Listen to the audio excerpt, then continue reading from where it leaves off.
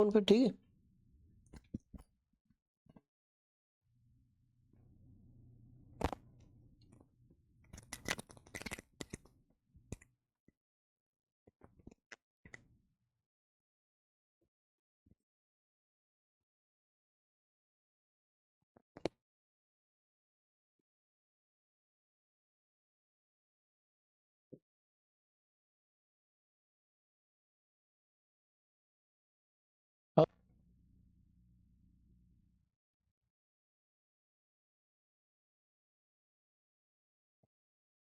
Hello, नमस्कार प्यारे साथियों, मैं अरुण सक्सेना एक बार फिर से आप सभी का स्वागत करता हूं। रोजगार विद अंकित ऑफिशियल ऐप पर आप सभी प्यारे बच्चों का तहे दिल से हार्दिक स्वागत, हार्दिक अभिनंदन है।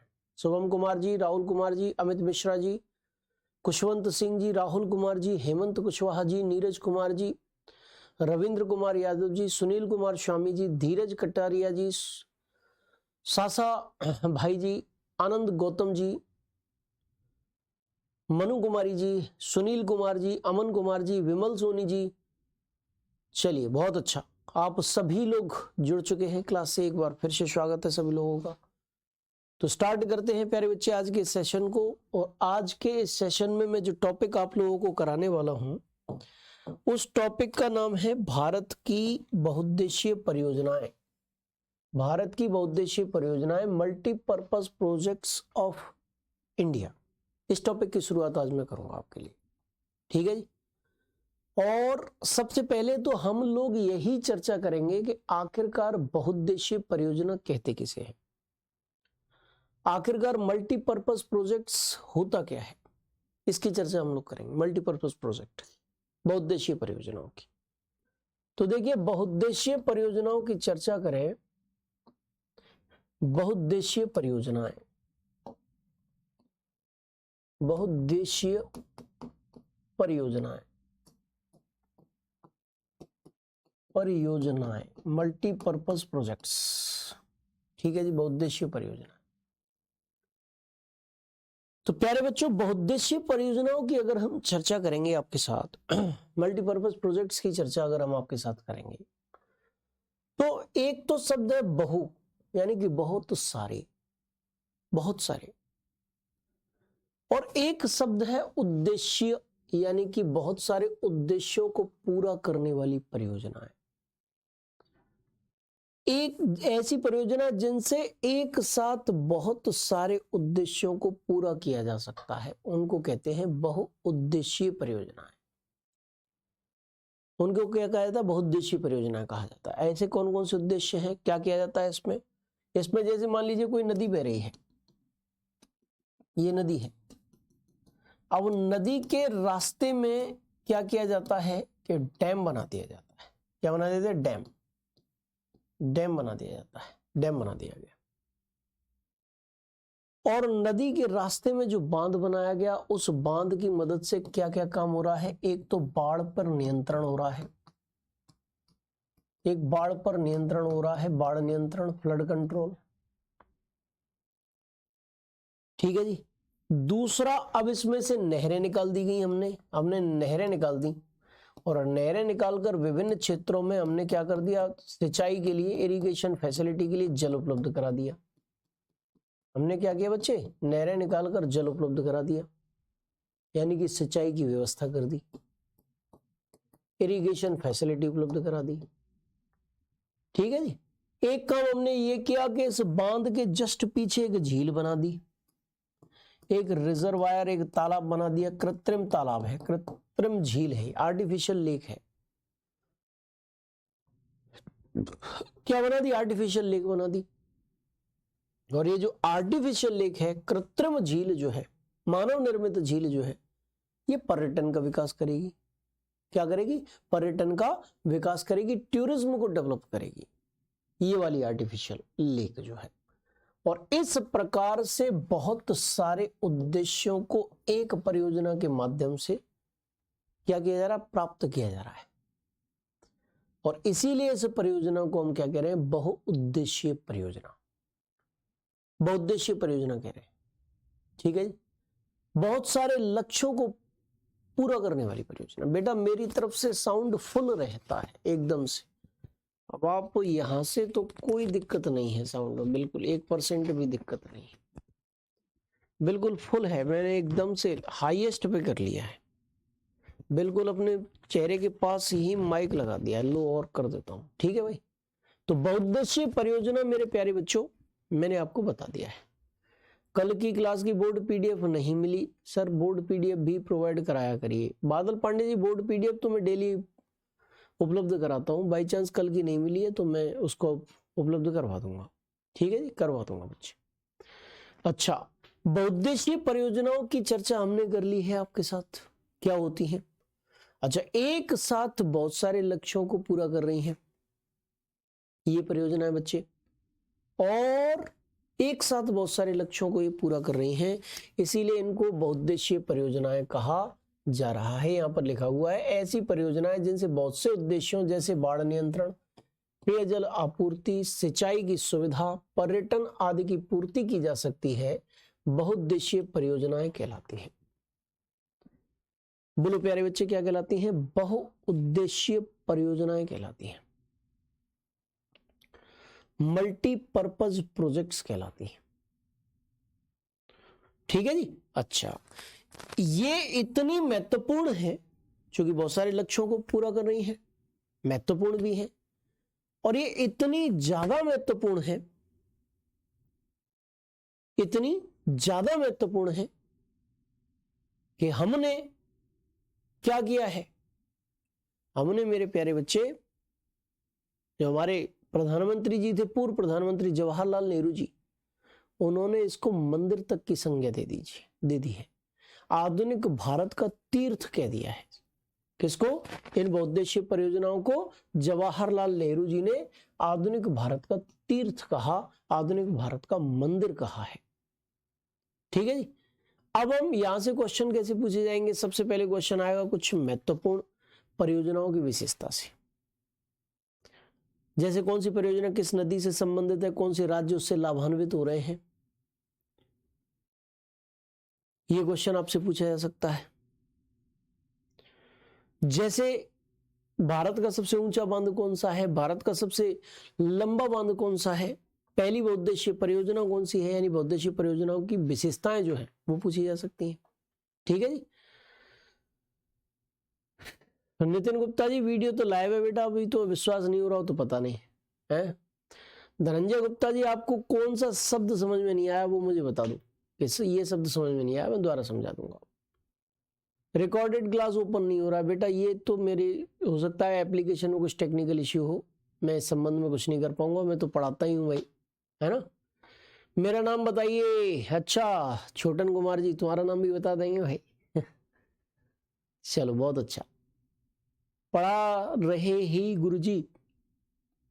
बताओ भाई कौन सी चीज समझ में नहीं आई गुप्ता जी, जो तुम्हारी समझ में नहीं आएगा मैं बता दूंगा। हैंड रिटन कीजिए, बिल्कुल हैंड रिटन करेंगे भाई, दोनों तरीके से ही पढ़ाता हूँ भाई। नीरज धीरज अम्बेडकर वादी जी, ठीक है जी। सर आप आज नहीं सोए थे क्या? ऐसे क्यों कह रहे हो भाई अल्पा मौर्य जी ठीक है भाई, अब हम आगे बढ़ते हैं, और आगे बढ़ते हुए प्यारे बच्चों बात करेंगे बहुउद्देशीय परियोजनाएं जो भारत में सबसे महत्वपूर्ण है। और सबसे महत्वपूर्ण बहुउद्देशीय परियोजना में सबसे पहली परियोजना आएगी दामोदर घाटी परियोजना। दामोदर घाटी परियोजना, दामोदर घाटी परियोजना, दामोदर वैली प्रोजेक्ट जाएगी, दामोदर घाटी परियोजना आ जाएगी, दामोदर वैली प्रोजेक्ट आ जाएगा। ये क्या है दामोदर घाटी परियोजना प्यारे बच्चे? तो दामोदर घाटी परियोजना की अगर हम चर्चा करेंगे तो दामोदर घाटी परियोजना जो है भारत की पहली मल्टीपर्पज प्रोजेक्ट है। एक बार इसको देखिए, ठीक है जी। चलिए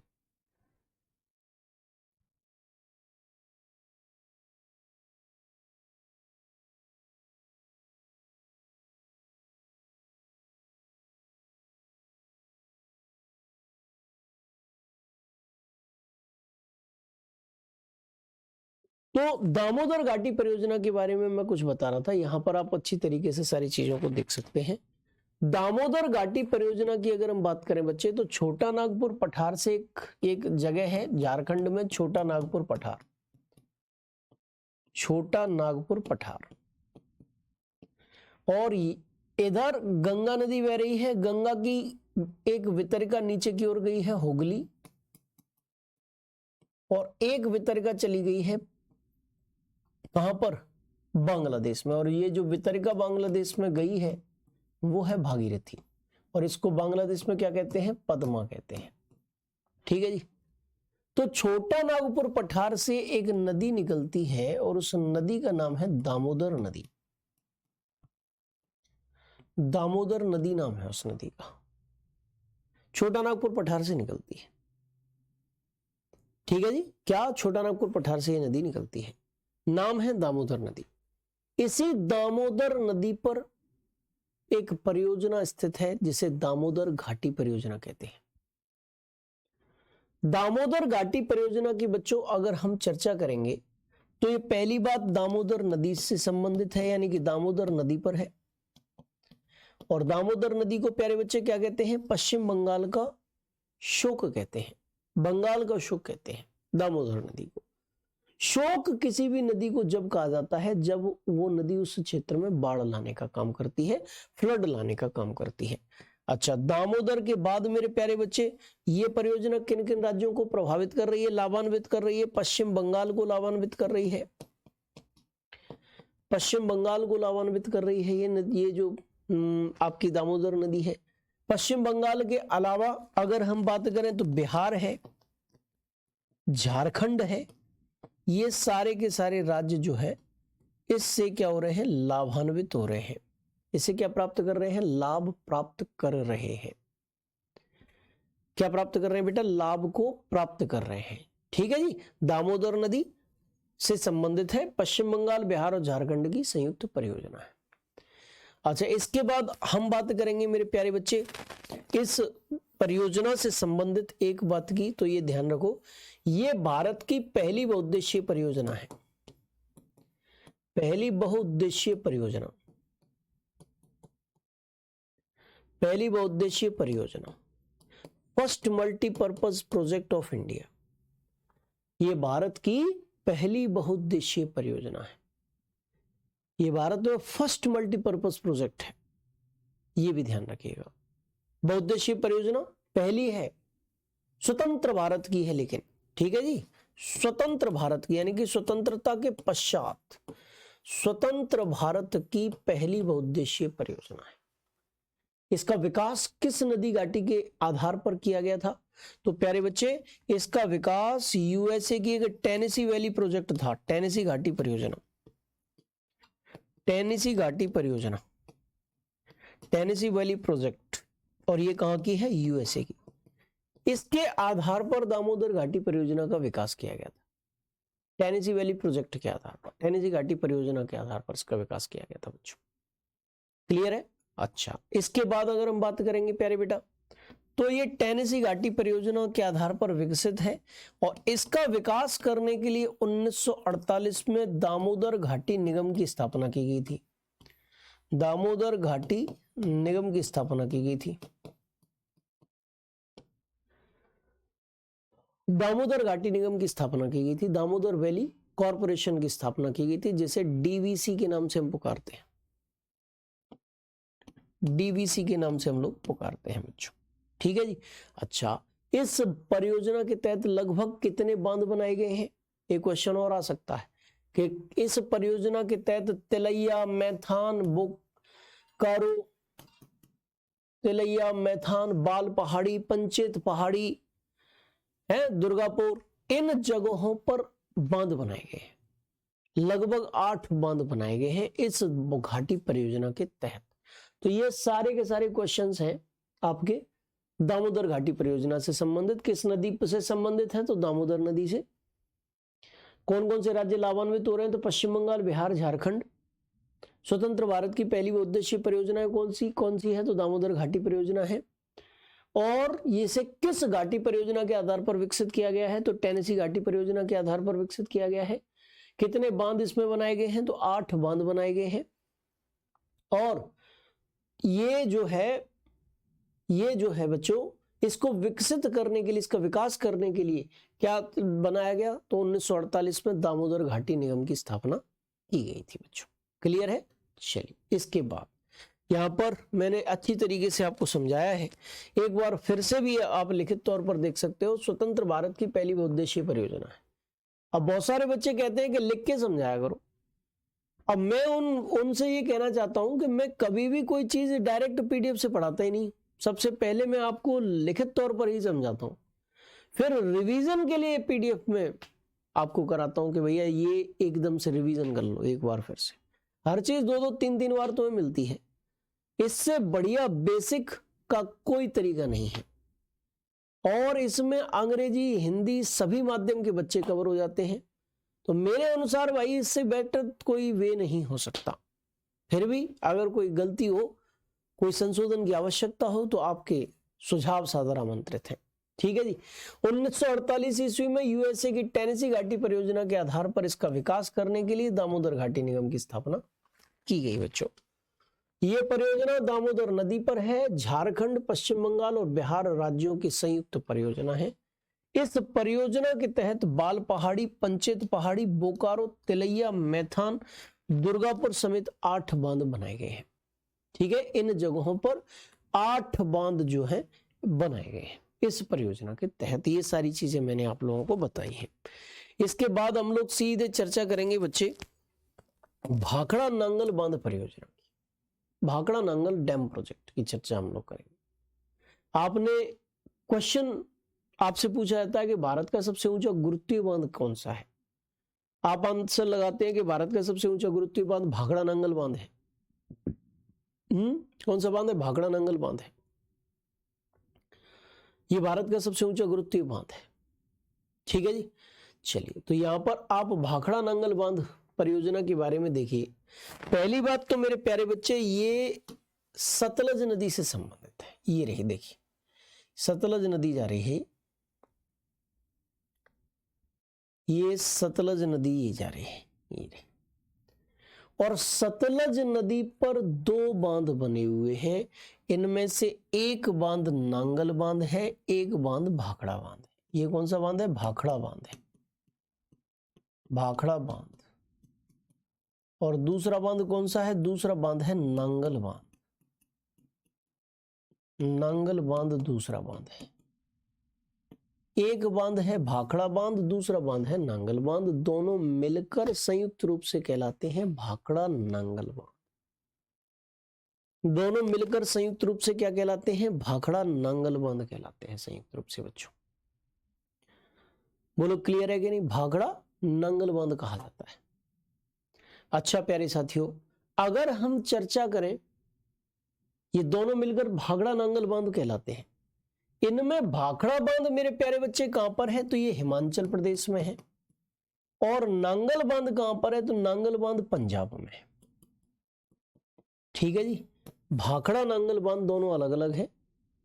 अच्छा, भाखड़ा बांध जो है वो भारत का सबसे ऊंचा गुरुत्वीय बांध है, हाईएस्ट ग्रेविटी डैम है। क्यों है हाईएस्ट ग्रेविटी डैम?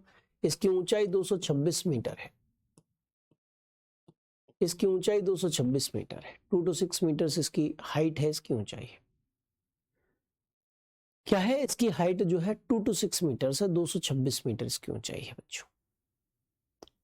ठीक है जी।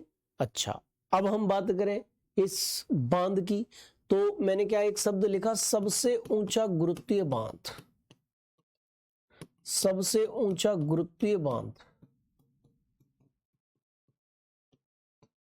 Highest gravity dam. Highest gravity dam, highest gravity dam, सबसे ऊंचा गुरुत्वीय बांध, हाईएस्ट ग्रेविटी डैम है। कौन सा? सबसे ऊंचा गुरुत्वीय बांध, हाईएस्ट ग्रेविटी डैम है, यही है। अब सुनो, ये गुरुत्वीय बांध क्या है? एक शब्द आ रहा है गुरुत्वीय बांध, ग्रेविटी डैम। बांध तो आप समझ गए कि नदी के मार्ग में एक ऊंची सी बिल्डिंग खड़ी कर देते हैं, वो बांध होता है। लेकिन यहां मेन आ रहा है गुरुत्वीय बांध। गुरुत्वीय बांध का मतलब क्या है? तो मेरे प्यारे बच्चे, गुरुत्वीय बांध का मतलब एक ऐसा बांध जो भारी पदार्थों से मिलकर बना होता है, जैसे कंक्रीट इत्यादि से बनाया जाता है। किससे बनाया जाता है? कंक्रीट इत्यादि से बनाया जाता है। और जिस बांध में नदी के जल के प्रवाह को क्या करने की, नियंत्रित करने की जिम्मेदारी भारी पदार्थों की होती है, उसे हम कहते हैं, क्या कहते हैं उसको? उसी को मेरे प्यारे बच्चे हम लोग कहते हैं गुरुत्वीय बांध। उसी को हम कहते हैं ग्रेविटी डैम। बोलो क्या कहते हैं? ग्रेविटी डैम उसी को कहते हैं, उसी को गुरुत्वीय बांध कहते हैं। बोलो क्लियर है कि नहीं है? उसी को गुरुत्वीय बांध कहते हैं। ठीक है जी, ये साधा डैम नहीं है, सादा डैम नहीं है, ये ग्रेविटी डैम है, यानी कि भारी पदार्थों से मिलकर बना है ये। ठीक है बच्चे, चलिए इसके बाद हम बात करेंगे, जरा एक चीज की और बात कर लेते हैं, एक चीज की और बात कर लेते हैं, फिर बताएंगे। देखिए, जहां ये भाखड़ा बांध बना हुआ है उसके पीछे एक झील भी बनाई गई है, और उस झील का नाम क्या है? गोविंद सागर झील। गोविंद सागर झील। और ये जो गोविंद सागर झील है वो किस लिए बनाई गई है? वो पर्यटन के विकास के लिए बनाई गई है। सरकार को कुछ धन की आपूर्ति हो जाती है, और उस धन का प्रयोग सरकार जो है इन्हीं बांधों की रिपेयरिंग इत्यादि के लिए कर सकती है। ठीक है, या फिर अन्य कामों में भी, समाज कल्याण के कामों में भी लगा सकती है। यहाँ पर कुछ तथ्य दे रखे हैं, एक बार फिर से समझ लीजिए आप कि ये भारत का सबसे ऊंचा गुरुत्वीय बांध है। ठीक है जी, it is the highest gravity dam in India. ऊंचाई कितनी है? 226 मीटर के आसपास। ये सतलज नदी पर स्थित है, ये मैं पहले ही बता चुका हूं आपको, सतलज नदी पर स्थित है, और राजस्थान, पंजाब और हरियाणा राज्यों की संयुक्त परियोजना है। ये जो लाभान्वित हो रहे हैं राज्य, जिनकी ये संयुक्त परियोजना है, ज्वाइंट प्लान है जिनका, वो मेरे प्यारे बच्चे राजस्थान, पंजाब और हरियाणा राज्य हैं। अच्छा, भाखड़ा नांगल बांध के पीछे एक झील भी बनी हुई है, और उस झील का नाम है गोविंद सागर नामक एक कृत्रिम झील, एक आर्टिफिशियल लेक जो है वो बनी हुई है। कौन सी झील बनी हुई है बच्चे? गोविंद सागर नामक। अच्छा, एक चीज और समझो, ये तो कंप्लीट हो गया मेरे बेटा। एक चीज और समझो, अगर आपसे पूछे कि भारत का सबसे ऊंचा गुरुत्वीय बांध कौन सा है, सबसे ऊंचा गुरुत्वीय बांध कौन सा है?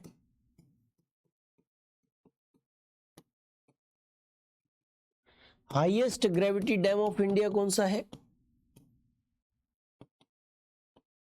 Highest gravity dam of India,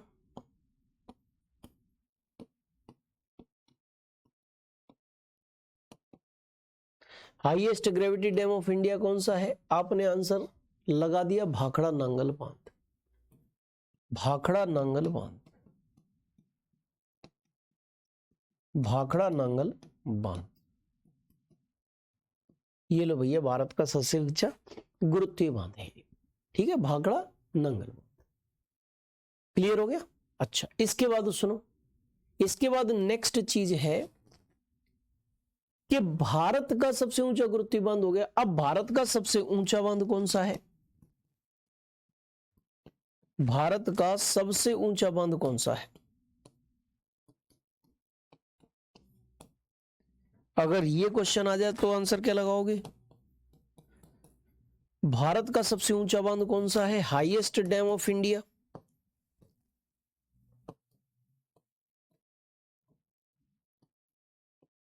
highest dam of India कौन सा है? तो मेरे प्यारे बच्चे, ऐसी स्थिति में आंसर हो जाएगा टिहरी बांध।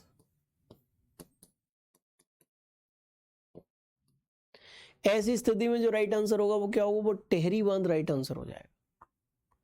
Tehri dam is correct answer हो जाएगा। टिहरी डैम राइट आंसर हो जाएगा, टिहरी बांध राइट आंसर हो जाएगा। इसकी ऊंचाई कितनी थी? 226 मीटर, और इसकी ऊंचाई कितनी है? 261 मीटर्स। यानी कि अब हम किसकी चर्चा करने जा रहे हैं? टिहरी बांध की चर्चा करने जा रहे हैं। दोनों में अंतर मैंने समझाया। ये गुरुत्वीय बांध जुड़ा हुआ है। गुरुत्वीय शब्द का मतलब है कि भारी पदार्थों से निर्मित है। भारी पदार्थों से निर्मित है और भारी पदार्थों की ही जिम्मेदारी है नदी के जल का जो प्रवाह है उसको नियंत्रित करने की। ठीक है जी। अच्छा, अब हम बात करेंगे मेरे बच्चे टिहरी बांध परियोजना की। किसकी चर्चा करेंगे? टिहरी बांध परियोजना की चर्चा करेंगे। ठीक है जी, सीधे टिहरी बांध परियोजना की चर्चा करते हैं। टिहरी बांध परियोजना, टिहरी बांध परियोजना की अगर हम चर्चा करें प्यारे बच्चे, तो टिहरी बांध परियोजना से सबसे पहले तो क्वेश्चन यही पूछा जा सकता है कि किस नदी पर है। तो मेरे प्यारे बच्चों, आप लोग यहां पर एक बार देखिए, ये भारत का एक छोटा सा नक्शा मैं बना रहा हूं, भारत का एक छोटा सा मैप मैं बना रहा हूं।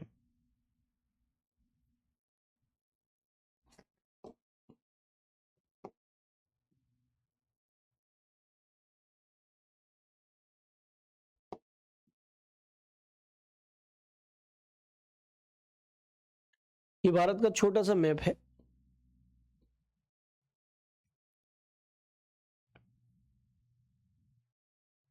देखिए,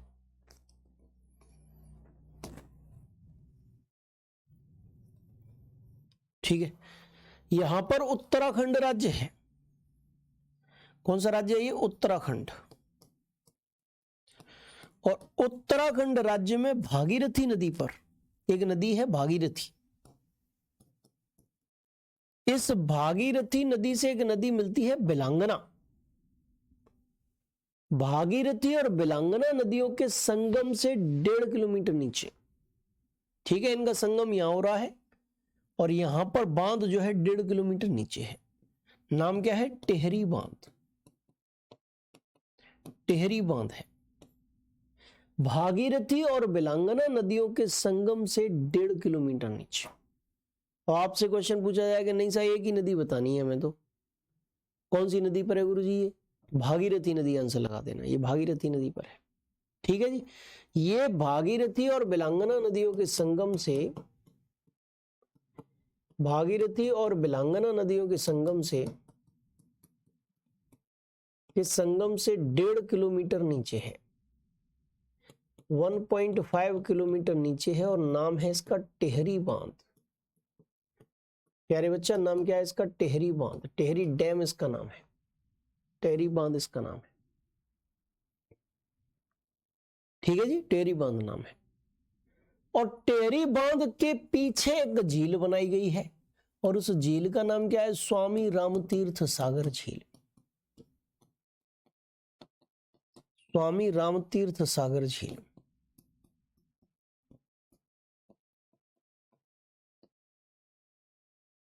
स्वामी रामतीर्थ सागर झील, टिहरी बांध के जस्ट पीछे एक झील बनाई गई है, स्वामी रामतीर्थ सागर झील। ठीक है जी, क्लियर हो गया? स्वामी रामतीर्थ सागर झील टिहरी बांध के जस्ट पीछे है। और भारत का सबसे ऊंचा बांध कौन सा है? तो ये टिहरी बांध ही भारत का सबसे ऊंचा बांध है। ठीक है जी, उत्तराखंड राज्य में है, भागीरथी बिलांगना नदियों के संगम से 1.5 किलोमीटर नीचे है, विशेष तौर पर भागीरथी नदी पर है। ठीक है जी, और सुनो, सबसे ऊंचा बांध है, ऊंचाई 261 मीटर है, इसके पीछे स्वामी रामतीर्थ सागर नामक झील बनी हुई है। इनमें से कोई ना कोई एक क्वेश्चन आपसे पूछा जा सकता है। ठीक है जी, जब तक परीक्षा नहीं होती तब तक नहीं पढ़ाएंगे। आज बहुत अच्छा पढ़ाए सर आप। मैं तो डेली बढ़िया पढ़ाता हूँ भाई, अखिलेश प्रजापति जी। इसका मतलब ये है कि तुम कल की बुराई कर रहे हो हैं? मैं तो रोजाना बढ़िया ही पढ़ाता हूँ यार। एक बार लिखित में, एक बार मौखिक में, 2-3 बार समझाता हूँ। इतने पे भी तुम्हारी समझ में नहीं आया तो फिर गलती मेरी नहीं, गलती तुम्हारी हो सकती है। हाँ, चलिए, भागीरथी, अब देखो ये रामिल शर्मा जी हैं, भागीरथी नदी पे है कि बिलांगना नदी पे है? मैं पहले ही बता दिया, भागीरथी बिलांगना नदियों के संगम से 1.5 किलोमीटर आगे है, नीचे है। और अगर फिर भी एक को पूछो तो भागीरथी नदी पर है, फिर भी भैया ने क्वेश्चन पूछ ही लिया। अब ये योग कहे कि भाई तुम अच्छा नहीं समझा रहे हो, तो फिर किसकी गलती है? बोलो। माता जी की तबीयत बेटा जैसे सही होगी तुरंत बताऊंगा मैं। ठीक है जी, हाँ, नोट्स बना सकते हैं, नोट्स बना लो बनाना चाहो तो, लेकिन समझ लोगे बाद में बना लोगे या रिटन पीडीएफ बोर्ड पीडीएफ से कम चला लोगे तो ज्यादा बेटर है। बोर्ड पीडीएफ को विशेष तौर पर महत्वाकांक्षा मतलब महत्व देना, रिटन पीडीएफ को अगर पढ़ रहे हो तो एक बार मिलान कर लेना बोर्ड पीडीएफ से, कहीं कुछ अशुद्धि तो नहीं है, अशुद्धि हो तो मुझे भी बता देना, ठीक है जी। चलिए ना रामिल शर्मा जी, भागीरथी नदी राइट आंसर है, ठीक है जी। चलिए तो इसके बाद मेरे प्यारे बच्चों हम आगे बढ़ेंगे। एक बार फिर देखो आप, टेहरी बांध भारत का सबसे ऊंचा बांध है। दूसरा, ये परियोजना उत्तराखंड के टेहरी गढ़वाल जिले में भागीरथी बिलांगना नदियों के संगम से 1.5 किलोमीटर नीचे स्थित है। संगम से क्या है, 1.5 किलोमीटर नीचे, 1.5 किलोमीटर नीचे स्थित है। इसके बाद टेहरी बांध के पीछे स्वामी रामतीर्थ सागर नामक झील स्थित है। स्वामी रामतीर्थ सागर नामक झील स्थित है टेहरी बांध के पीछे। ये आपका हो गया। अब मैं बात करूंगा भाई हीराकुंड बांध परियोजना की। एक बांध परियोजना और रह गई है और वो हीराकुंड बांध परियोजना है। हीराकुंड बांध परियोजना,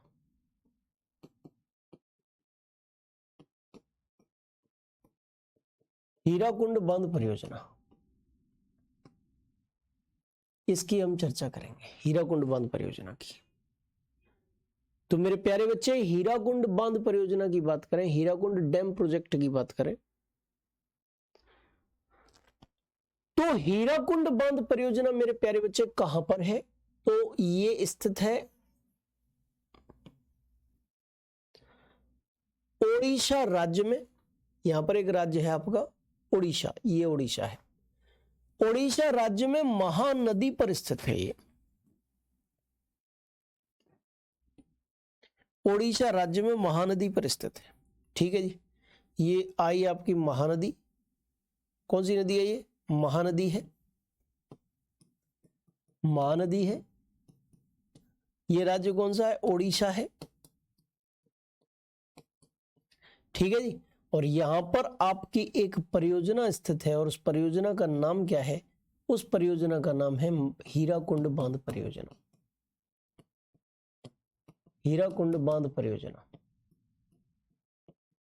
हीराकुंड बांध परियोजना उस परियोजना का नाम है, ठीक है जी। हीराकुंड बांध परियोजना उस परियोजना का नाम है। क्लियर है, चलो अच्छी तरीके से आपने देख लिया। नदी है महानदी, राज्य है ओडिशा और परियोजना का नाम है हीराकुंड बांध परियोजना। बोलो क्लियर, बोलो समझ में आया, समझ में आ गया होगा, ठीक है जी। चलिए तो अब इसको मैंने कराया क्यों है, इसको कराया क्यों, क्योंकि इससे एक क्वेश्चन बन सकता है। और वो क्वेश्चन क्या बन सकता है कि भारत का सबसे लंबा बांध कौन सा है, भारत का सबसे लंबा बांध कौन सा है। तो मेरे प्यारे बच्चे आप आंसर लगा देना कि longest dam of India is Hirakud dam. Hirakud बांध जो है वो भारत का सबसे लंबा बांध है। इसमें मुख्य बांध की लंबाई कितनी है, तो 4801 मीटर्स, यानी कि 4.8 किलोमीटर्स, ये यहां पर बांध की लंबाई है, हीराकुंड बांध की लंबाई है बच्चों। क्लियर है, समझ में आया। हीराकुंड बांध परियोजना की बात मैं कर रहा हूं, महानदी पर है, ओडिशा राज्य में है और भारत का सबसे लंबा बांध है, लंबाई इतनी है। ये क्वेश्चंस हीराकुंड बांध से आपको पूछे जा सकते हैं। आप एक बार फिर से रिटन तौर पर भी एक बार देख लीजिए जो मैंने आपको समझाया है, ठीक है जी। चलिए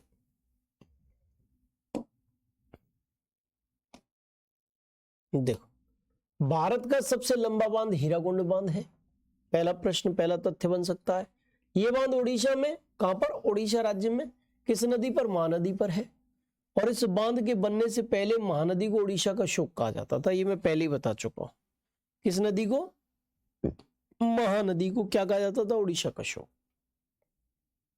4-5 तथ्य में आपका इस जगह पर 4-5 क्वेश्चंस बन सकते हैं। सबसे लंबा बांध कौन सा, कहां पे है, किस नदी पर है, ओडिशा का शोक किसे कहते हैं। और एक क्वेश्चन ये बन सकता है कि इसकी लंबाई कितनी, 4801 मीटर एम का मतलब मीटर, किलोमीटर मत समझ रहे ना, मीटर है ये। 4.8 किलोमीटर लगभग में आंकड़ा है, मुख्य बांध की लंबाई है। ठीक है जी, ये लंबाई किसकी है? मुख्य बांध की लंबाई है, मुख्य बांध की लंबाई। ठीक है बच्चे, चलिए अब मैं आपको एक और जगह पर लेकर चलता हूं। एक जगह और है और वो है रेहंद बांध परियोजना। यहां से भी एक क्वेश्चन बन सकता है। कौन सी परियोजना है बच्चे? रेहंद बांध परियोजना। रेहंद बांध परियोजना, Rihand dam project.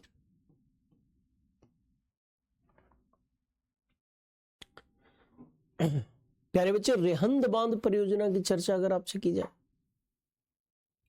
Rihand dam project की चर्चा आपके साथ की जाए, तो ये जो रेहंद डैम प्रोजेक्ट है, रेहंद बांध परियोजना है,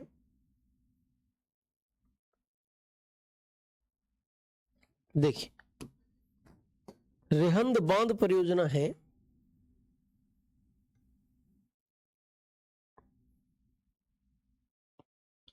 ये रेहंद बांध परियोजना जो है ये कहां पर? उत्तर प्रदेश राज्य में है बच्चे, उत्तर प्रदेश में, इस जगह पर। यहां सोन नदी की एक सहायक नदी है रेहंद नदी। कौन सी नदी है? रेहंद नदी। उस पर एक बांध बनाया गया है और ये रेहंद किसकी सहायक नदी है? सोन नदी की सहायक है, सोन नदी की सहायक। उस पर एक बांध बनाया गया है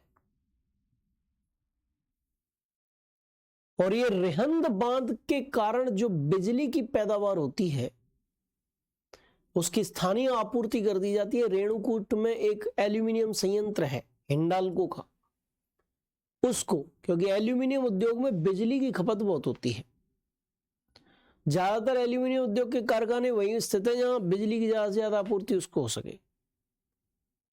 तो रेणुकूट में हिंडाल्को की इकाई है, इस रेहंद बांध परियोजना के कारण उसको लाभ हो रहा है। दूसरी सबसे महत्वपूर्ण चीज यह है कि इस बांध के पीछे एक झील है और उस झील का नाम है गोविंद वल्लभ पंत सागर झील। गोविंद वल्लभ पंत सागर झील।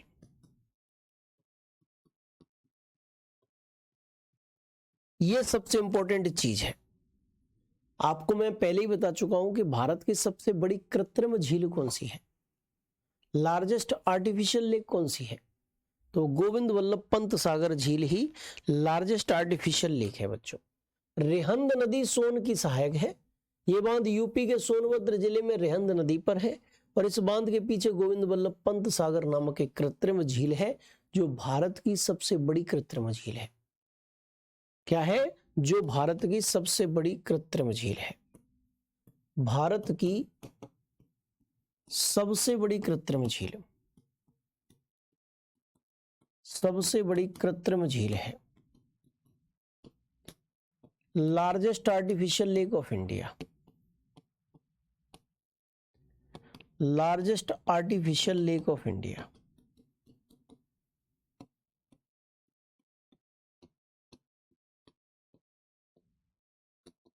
Largest artificial lake of India.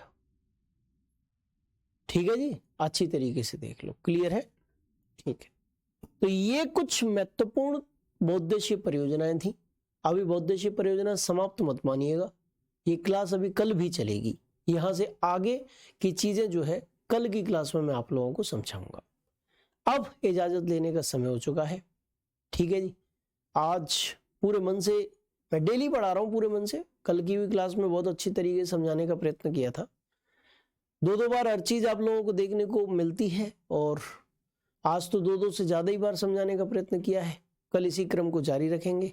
कल तक के लिए मुझे इजाजत दीजिए, मिलते हैं, तब तक के लिए जय हिंद, जय भारत, जय महाकाल।